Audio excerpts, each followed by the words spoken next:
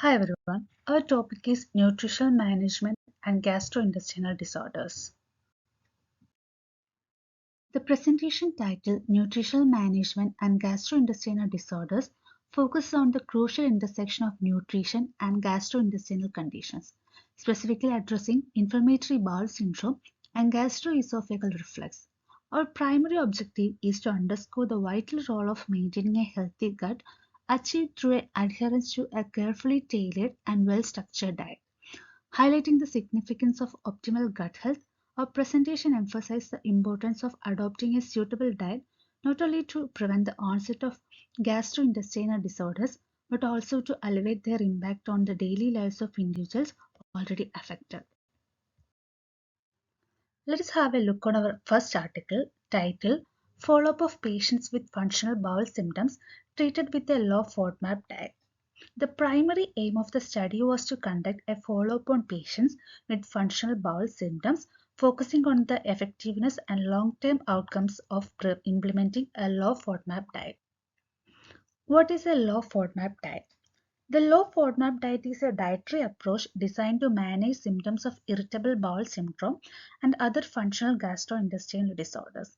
FODMAP stands for fermentable oligosaccharides, disaccharides, monosaccharides, and polyols, which are short-chain carbohydrate and sugar alcohols that can be poorly absorbed in the small intestine.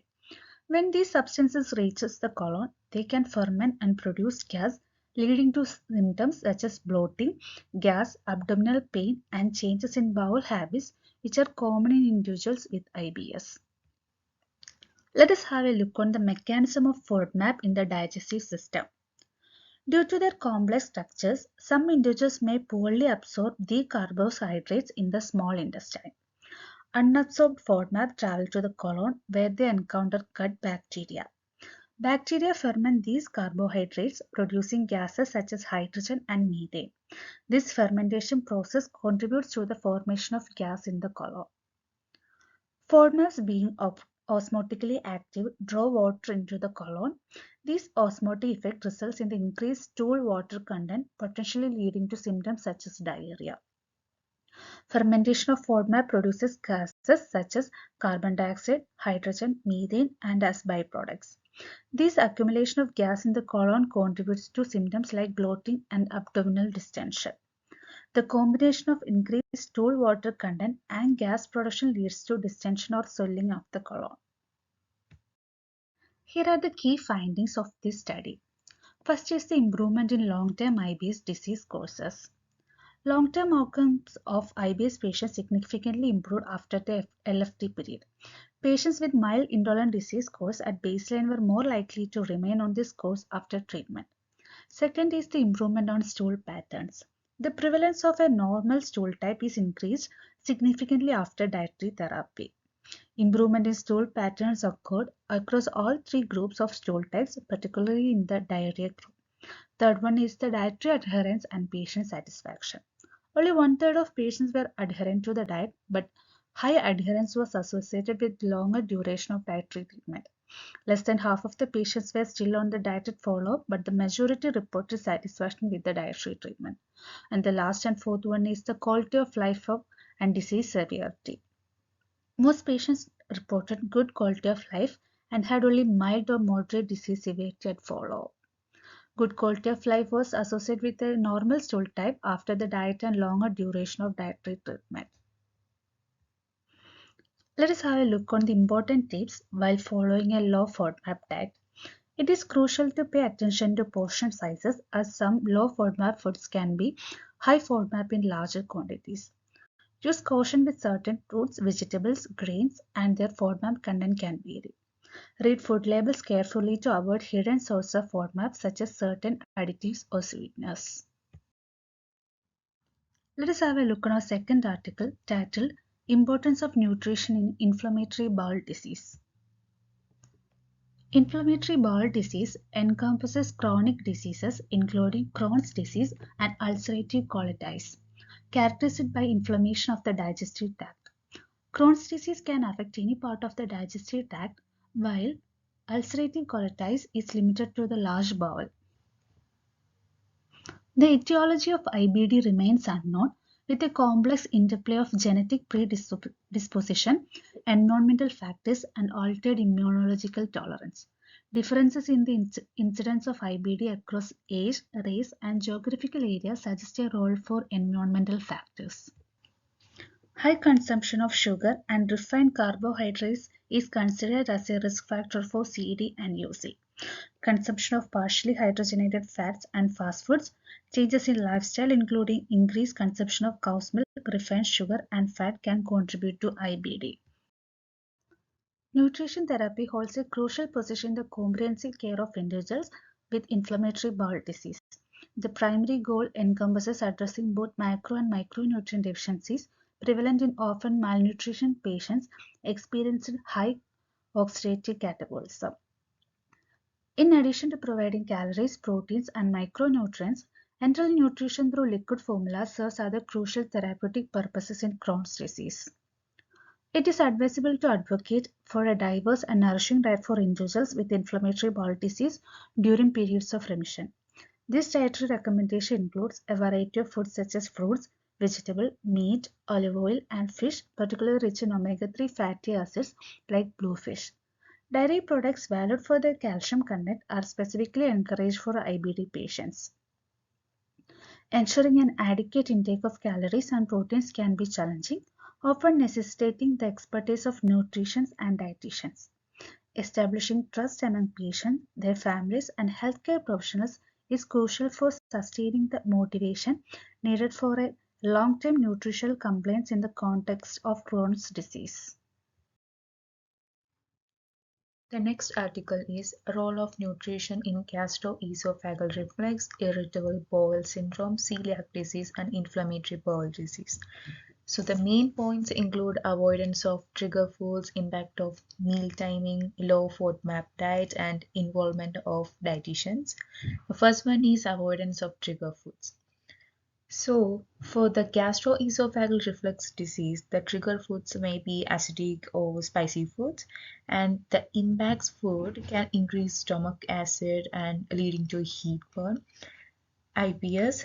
For this one, the common triggers include certain fat, high fiber foods, and dairy. These foods may trigger abdominal pain, bloating, or changes in bowel syndrome or bowel habits. Next is celiac disease.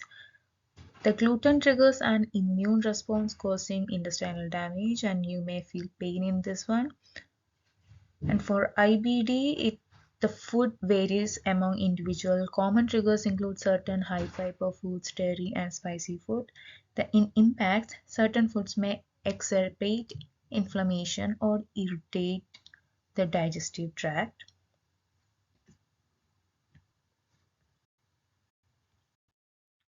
The next point is impact of meal timing.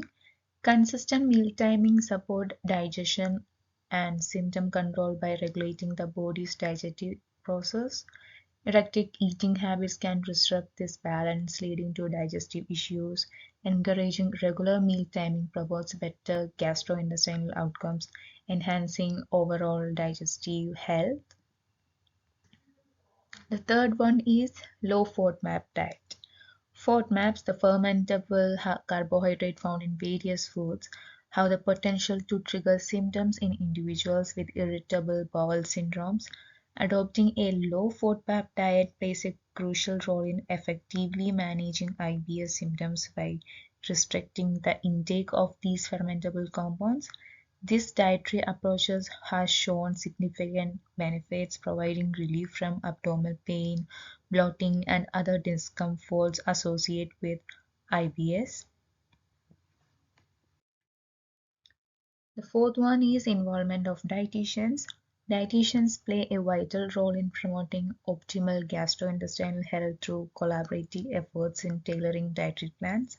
Their expertise allow for the customization of diet tailored to specific conditions, particularly in addressing gastrointestinal issues. By actively involving patient in the process, dietitians encourage a collaborative approach, fostering effective dietary management. This partnership between individuals and dietitians enhance adherence to dietary recommendations and contribute to better outcomes in gastrointestinal health. The importance of nutritional manager. They play a crucial role in helping patients identify specific triggers, foods that may worsen their gastrointestinal symptoms. They tailor avoidance strategies based on the specific gastrointestinal condition and the patient's unique needs. And they actively assist patients in recognizing and eliminating food that may trigger their gastrointestinal food issues, and they may be very helpful to come out from this disease or all the symptoms you are going through. In conclusion, the intersection of nutrition and gastrointestinal disorders is a critical aspect of overall health, particularly in managing prevalent conditions like IBS and GER. The focus on maintaining a healthy gut through well structured and tailored diets is pivotal. The articles examined underscore the intricate relationship between diet and IBD, offering insight into nutritional management strategies. Similarly, the attention to nutritional considerations in managing gastroesophageal reflux emphasizes the practical significance of dietary interventions.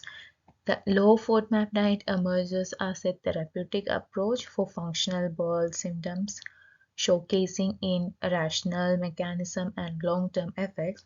In IBD, the impact of modern dietary trends, the role of nutritional therapy, and strategies to enhance micronutrient intake are crucial components. The broader spectrum encompasses the avoidance of trigger foods, the impact of meal timing, and the role of low FODMAP diets in managing GERD. The involvement of dietitians and nutritional managers is stressed for their pivotal roles in providing personalized guidance and coordinating comprehensive dietary strategies.